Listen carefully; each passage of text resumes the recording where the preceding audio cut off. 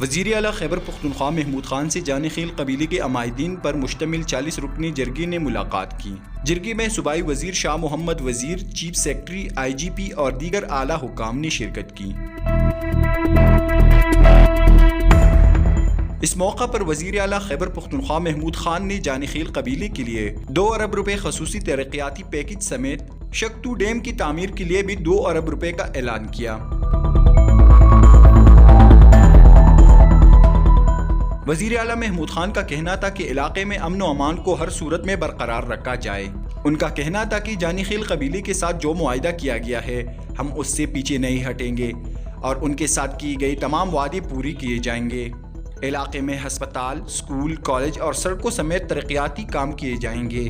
اس موقع پر عمائدین علاقہ نے علاقے کی تعمیر و ترقی اور امن کے لیے حکومت کے ساتھ مکمل تعاون کی یقین دہانی کی۔ وقاص ہارون، SportsStory.news۔